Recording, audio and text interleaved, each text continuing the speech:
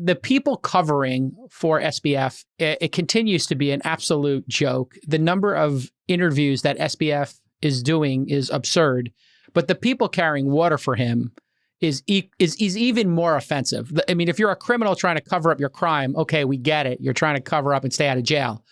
But Kevin O'Leary, who calls himself Mr. Wonderful, was on CNBC trying to defend the fact that he was given, this is stunning, by the way, $15 fucking million to be a spokesperson for FTX. So the grift not only went to the press, politicians, but now commentators on CNBC, $15 million. To put that in context, I mean, you're talking what an elite NBA player gets from Nike.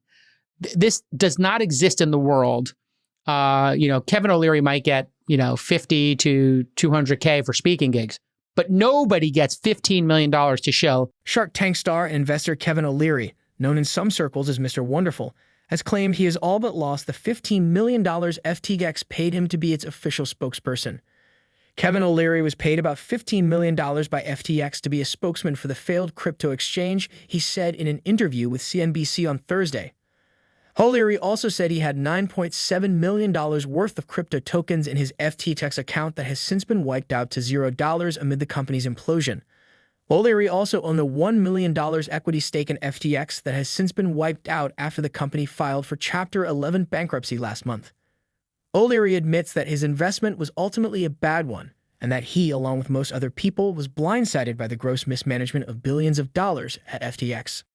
Speaking at CNBC's Squawk Box on December 8, O'Leary outlined that after taxes, agents' fees, a $1 million equity investment into FTX, and buying a whole lot of crypto that's now stuck on the FTX exchange, he's got nothing left to show for his time with FTX. Total deal was just under $15 million. I put about $9.7 million into crypto. I think that's what I've lost. It's all at zero. I don't know because my account got scraped a couple of weeks ago. All the data, all the coins, everything. On the latest episode of the All In podcast, the besties debated Kevin O'Leary part in the FTX scandal and if he will be liable to pay back the $15 million that was paid to him. First of all, let's watch a clip of the interview Kevin O'Leary did with CNBC. Here's a 75-second clip that I don't know if you've all have seen, but is unbelievably stunning. If you're a defense attorney that represents someone that you know is guilty, you got to say, yeah, well, they're innocent, but you may know they're guilty. You may know they're guilty. If you find someone, if you watch someone kill someone, yeah, they're innocent until proven guilty. There's only the murder of my money in this case, okay? It's murder of FTX's money, in my view. Everybody's. Look, Joe, if you... Because it was FTX's money that you got. I don't think you should be singing the blues right now at all. Oh, yes, I'm singing the blues. Why? Because your $15 million didn't pan out? That's a lot of money to be a paid spokesperson. It's a lot of money. You didn't have to do much for that. That's found money, That's a different decision. That's a different discussion. Okay. You can make that decision on your own, but I'm going to this point that if you want to say he's guilty before he's tried, I just don't understand that. But it may end up costing you 15 for reputational and everything else. That's the problem. That's why I stayed on this pursuit. I'm very transparent about it. I've disclosed everything I know about it. I will find out more information. If I make the credit committee, I will act as a fiduciary for everybody involved. I will testify. I am an advocate for this industry, and this changes nothing.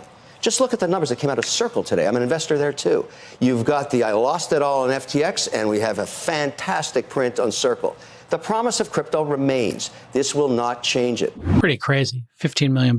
Any thoughts on the continuing SBF saga, Sachs? Well, I don't know why we should care so much about him. I mean, Kevin Leary, but look, it's indicative, right? It's indicative of all these guys that got money from this guy. Who is he? Who is he? He's on Shark Tank. He's on what? He's on Shark Tank, and he's a contributor to CNBC who's on multiple times a week. The point is, like, you've got the grift. I'm just trying to point out, $15 million to a CNBC commentator is just an extraordinary payoff.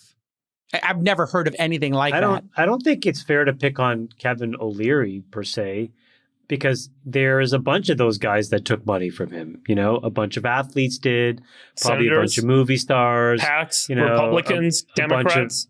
Like everybody got paid by this guy. Democrats. Okay. So again, just like in the Twitter example, I think it's important in this case to generalize because the generalized thing is the real problem. Look, if you want to focus on the crux of this, you have a concept in law that Sachs knows better than the rest of us called fraudulent conveyance. And we have example after example where it does not matter whether it was in the Bernie Madoff example or, for example, Jason, we talked about it, the guy in LA that lost all that money, client funds playing poker. Yep. You have to give the money back, especially if it was fraudulently conveyed to you. Can you explain this in detail for a second so the audience understands? Well, on my understanding, which is very basic, and I think David can probably do a much better job, is the following, which is if you get money some way, but it comes from somebody who fraudulently acquired that money, you have to give the money back. So in this example, what it would mean is if that they can show that that $15 million that this guy got came from SBF basically raiding the piggy bank of user accounts, he's going to have to pay the money back. Just like, for example, in the Madoff fraud, the folks that went to find the money were able to go back to folks that actually redeemed even the beginning early ones and said, I understand that you didn't know any better, but this was fraudulently conveyed to you, so we need the money back. And they got the money back. In that case, if they had put $1 million in and it grew to $3 million, they got their $1 million principal back, but the $2 million in gains, which were ill-gotten, had to be returned. Return. Exactly. So as I understand it, based on just what I've read, that there's a 90-day rule around contributions, meaning that if, I think this has to do with the bankruptcy, that if he donated money within 90 days, then that can be unwound.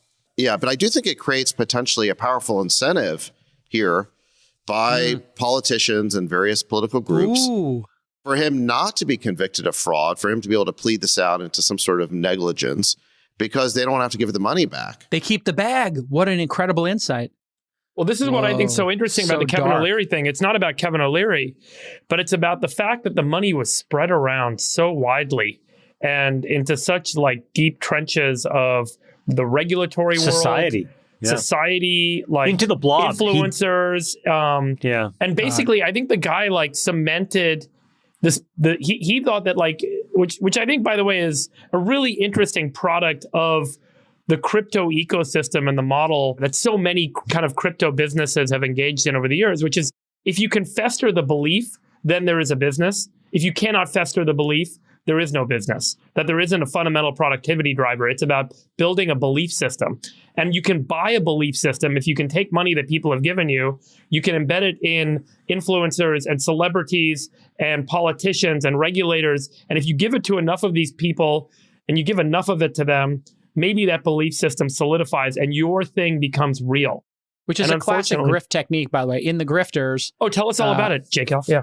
Yeah. What you do is you have this. It's a master. No. It's the patina. And it's this, you look like you're incredibly rich. You know, you're going to fancy restaurants. You're wearing an expensive suit. You're getting in a sports car. And then you own some palazzo, whatever. And then some other rich person comes and you get them to invest in something. And then you abscond with the money.